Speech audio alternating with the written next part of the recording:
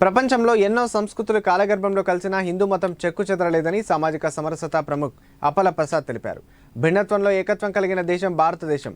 ఇప్పుడు మార్పు వైపు ప్రయాణిస్తుందని, దేశం ఆదర్శవంతులను చూస్తుందని, అందుకే రాముణ్ణి గుర్తుపెట్టుకోవాలని అప్పల ప్రసాద్జీ తెలిపారు. సిద్దిపేట జిల్లా కేంద్రంలోని శ్రీ వెంకటేశ్వర ఆలయం వద్ద హిందూ వాహిని ఆధ్వర్యంలో శివాజీ విగ్రహ పునఃప్రతిష్ఠ జయంతోత్సవంలో దత్తగిరి మహారాజ్ ఆశ్రమం సిద్ధేశ్వరానందగిరి స్వామీజీ, సామాజిక సమరసత ప్రముఖ్ అప్పల ప్రసాద్జీ పాల్గొన్నారు. శివాజీ తల్లి జిజియాబాయి సమాజాన్ని రక్షించి దేశాన్ని ఎలా కాపాడాలనేది నేర్పిందని సిద్ధేశ్వరానందగిరి స్వామీజీ అన్నారు. త్రివేణి సంగమం వల్లే సిద్దిపేట పట్టణం కనిపిస్తుందన్నారు. బ్రిటిష్ వారు మనల్ని కులమతాలుగా విభజించి పాలించారని, సనాతన ధర్మం కాపాడడానికి అందరూ శివాజీలా తయారు కావాలని ఆయన అన్నారు. 800 ఏండ్లు ఈ దేశాన్ని ముస్లింలు పరిపాలించారని, కానీ రాబోయే శతాబ్దం హిందూ శతాబ్దమని అప్పల ప్రసాద్జీ అన్నారు.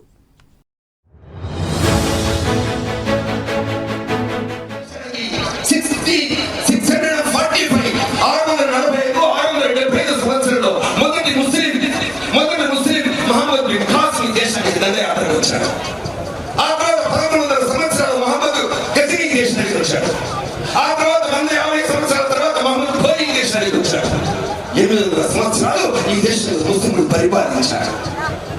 ఈ దేశంలో ఉన్న ఈ ముస్లింలు, ఇప్పటి ముస్లింలు ఆ ముస్లింల యొక్క పరిపాలకులు కాదు, వాళ్ళ వారసులు కాదు. నేను ఎందుకు ఈ మాట చెప్తున్నాను తెలిసిన, నిన్న కాక మొన్న 5 రోజుల క్రితం మీ అందరికీ తెలిసినటువంటి వ్యక్తి ఎవరు? అసదుద్దీన్ ఓవైసీ. మీ అందరికీ తెలుసు అసదుద్దీన్ ఓవైసీ లోక్సభలో మాట్లాడుతూ ఏమన్నాడు తెలిసిన, నేను ఔరంగజేబు వారసుని కాదు, నేను బాబర్ యొక్క వారసుని కాదు, 6 సంవత్సరాల సంవత్సరం నుండి ఆదర్శం తీసుకున్నాను. ఎటువంటి ప్రయాణం చేస్తుంది మీరు ఆలోచించారు. 800 సంవత్సరాలు ఈ భారతదేశంలో ఎవరి ఒక రోజు కాదు, 2 రోజులు కాదు, 800 సంవత్సరాలు ఈ దేశంలో ఎవరి గోమాతల్ని ధ్వంసం చేసి, రక్తం చూసి, దేవాలయాలు ధ్వంసం చేసి, ఆడపిల్లల పైన అత్యాచారం జరిగింది.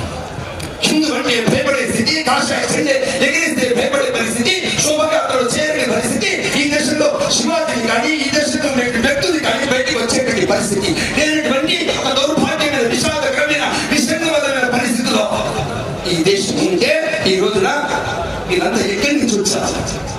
ఏ ప్రాంతం నుంచి వచ్చారు? ఏ అరబ్ దేశాల నుంచి వచ్చారు? ఆ అరబ్ దేశంలోనే 16 విగ్రహాలతో కూడిన స్వామి నారాయణ దేవాలయాన్ని ప్రతిష్ఠాపించారు. భారతీయ సనాతన ధర్మం అనేటటువంటిది ఎంతో పురాతనమైనటువంటి దానికే సనాతన ధర్మం అని అంటున్నాం.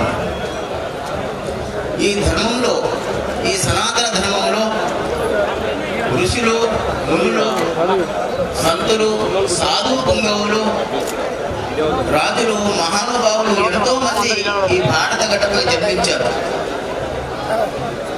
అనేకమైనటువంటి మార్గాన్ని మనకు చూయించారు. ఒక్కొక్కరు మార్గాన్ని మనకు చూయించారు. కానీ ఈరోజు పుట్టినటువంటి 1627 అంటే 27కి చెప్తారు, 1627 సంవత్సరంలో ఈ భారత గడ్డ పైన శివాజీ మహారాజు జన్మించినటువంటి గడ్డ మన భారత